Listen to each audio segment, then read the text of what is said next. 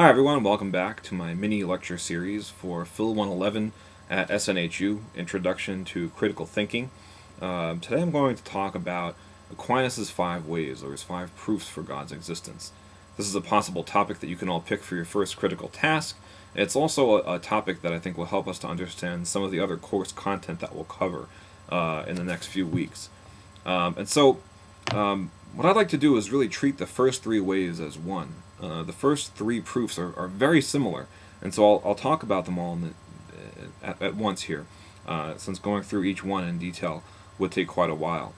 In the first way, in the first 3 ways, really, Aquinas begins with a process of induction.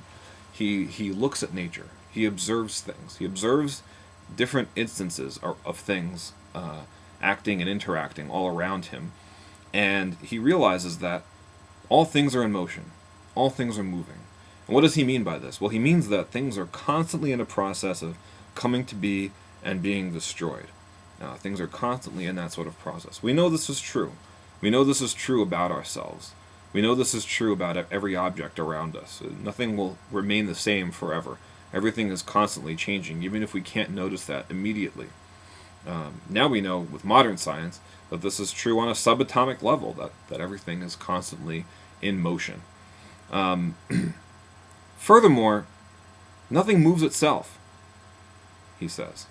What does he mean by this? Well, let's think about the second way and thinking about how nothing moves itself. The second way states at the beginning that all things are caused. Saying that all things are caused is very similar to saying that all things are moved. And so let's think about causality. I couldn't cause myself. My parents caused me. Their parents caused them. I could not cause myself to come to be. Unless I committed suicide, I couldn't cause myself to be destroyed. I cannot cause myself to age. It just happens.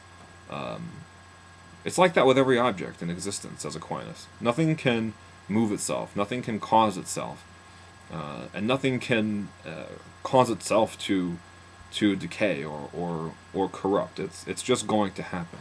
Of course, we can speed up that process in various ways, but we cannot cause that process in a fundamental way. It requires another mover or another cause. It requires something that came before us. So every object, every physical thing, Aquinas says, is moved. It's created. It's caused. And so that begs the question, well, how did everything come to be? Are we just going to say that my parents caused me, their parents caused them, their parents caused them, and we'll keep going back infinitely? Am I just going to explain that these books behind me came from trees, and those trees came from other trees, and those trees came from other trees, and we'll just keep going back to infinity? Aquinas says that doesn't make sense. He says that he calls that infinite regress. Infinite regress does not explain how everything came to be, and so he says it doesn't make sense. And so there must be a first mover, he says in the first way. In the second way, he says there must be a first cause. In the third way, he says there must be something that was necessary, that necessitated itself. And this thing, he says, must be God. It must be God because it didn't have another mover. It didn't have another cause. It moved itself. It caused itself. It necessitated itself. Nothing else could fit this description but God, Aquinas says.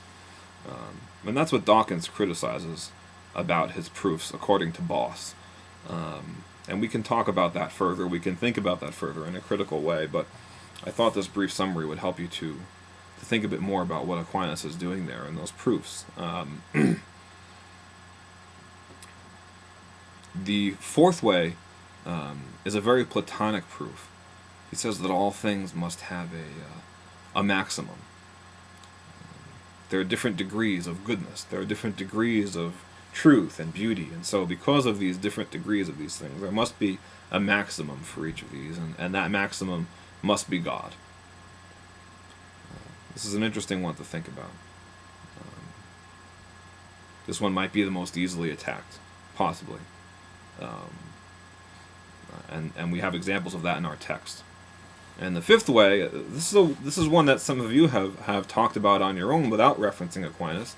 Some of you have come up with this proofs like this in your papers, based on your own personal experience. Aquinas' fifth way states that all things tend toward a purpose or goal. All things are purpose-driven or goal-driven. And the only way, he says, the only way that things could be this way, the only way that things could be ordered in this way all around us, is if they were created by God, essentially. And this final purpose, this ultimate goal, must be God. This one's an interesting one to think about. Many of you have cited the order of the universe, or the order and beauty of nature, as proof that God exists. Well, Aquinas does a similar thing here. He does a similar thing here. So hopefully this will give us more to think about. And if you have any more questions about this, please don't hesitate to let me know. Okay.